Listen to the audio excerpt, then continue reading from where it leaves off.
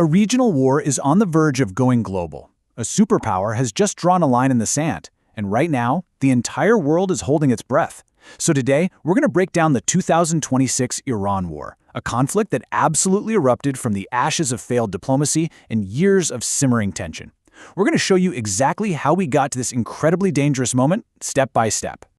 You know, this quote from Oman's foreign minister, it really gets to the heart of the tragedy here. On the very same day the war broke out, the people trying to broker peace believed a deal wasn't just possible. They thought it was right there, within their grasp. So how on earth did a moment of such high hopes collapse into all-out conflict? Well, to understand that, we've got to look back. Right, so this war didn't just pop up out of nowhere in 2026. Not at all. What we're seeing today is the final violent explosion at the end of a very, very long, intense fuse. A fuse that was lit years ago. This timeline really shows a decade of just relentless escalation. It all started back in 2018, when the US pulled out of the JCPOA, that's the Iran nuclear deal, and kicked off this campaign of maximum pressure. And that move, it led to years of proxy conflicts all across the Middle East, which eventually just boiled over in 2024 with the first ever direct missile strikes between Iran and Israel.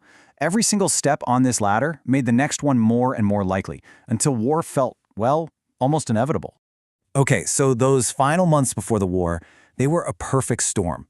You had massive domestic unrest happening inside Iran, and at the same time, this intense diplomatic pressure from the outside.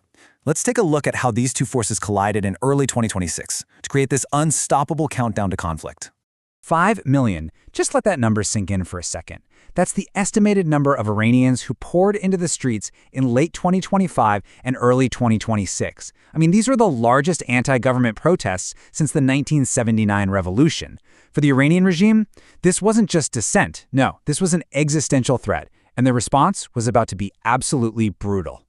So you've got this insane pressure cooker situation. While Iran's government was violently cracking down on its own people, the US starts this massive military buildup in the region. But at the exact same time, these last-ditch nuclear talks are happening in Oman. The whole thing was a tinderbox. And the spark? Well, the spark came when the IAEA reported that Iran had hidden enriched uranium, which just shattered the fragile trust needed for any kind of deal. This is just wild. It reveals these two completely parallel realities playing out in the final hours. On one track, you've got diplomats from both Iran and Oman publicly announcing a historic breakthrough. But on the other track, the military countdown had already started. The actual order to attack was given hours before Oman's optimistic announcement.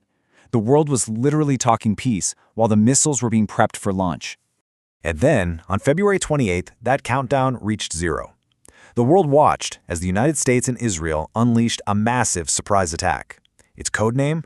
Operation Epic Fury. And its aim was squarely at decapitating Iran's leadership. So what was Operation Epic Fury? Well, think of it as this massive, coordinated assault from the air, designed to just cripple Iran's military and, frankly, eliminate its leadership. But the attack wasn't only physical. It had a second and absolutely devastating component in cyberspace. The physical bombardment was immense. We're talking over 900 strikes hitting key targets. But the digital blitz was just as destructive. Iran's internet was almost completely knocked offline. State TV was hijacked. And get this, even a popular prayer app was weaponized to send messages to soldiers urging them to surrender. It was truly a war fought on two fronts, one of bombs and missiles, and the other of bits and bytes. And the opening salvo of this war had a result that was just stunning.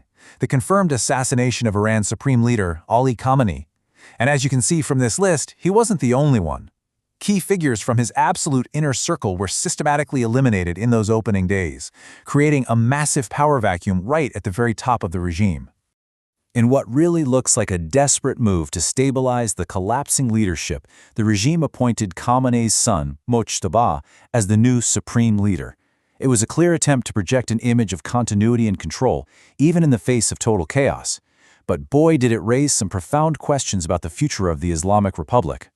But here's the thing.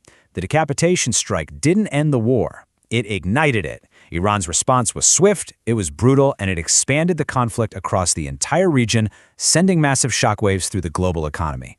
So how does Iran hit back? They go for the world's most critical choke point, the Strait of Hormuz.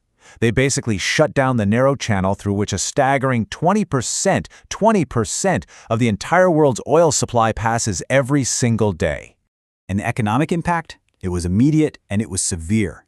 The global oil supply got throttled, causing prices to just skyrocket at the pump. But it wasn't just about fuel. The blockade also stopped nearly half of the world's key fertilizer exports, which threatened to drive up food prices everywhere.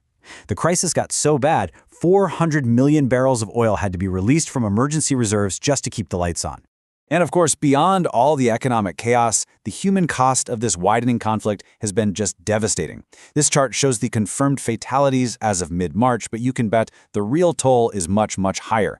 The vast majority of casualties have been in Iran and Lebanon, where families are being torn apart by the violence. And with the conflict spreading, the suffering is only getting worse. And that brings us right up to the present day, March 22nd, 2026. The entire world is on a knife's edge, just waiting to see what happens next. Now you might think that after suffering such heavy losses, Iran would back down. But they haven't. Throughout March, they have kept up a steady barrage of retaliatory strikes against U.S. bases and their neighbors. The message from the new leadership is crystal clear. Iran will not go down without a fight. In response to that very defiance, President Trump has just issued this stark 48-hour ultimatum. The message to Iran's new supreme leader is simple: surrender or face a massive escalation to, in his words, finish the job. So that is where we stand today. The clock is ticking. A superpower has drawn its final line in the sand, and the entire world is left with a deeply, deeply unsettling question. What happens next? And what will the world even look like when the dust finally settles?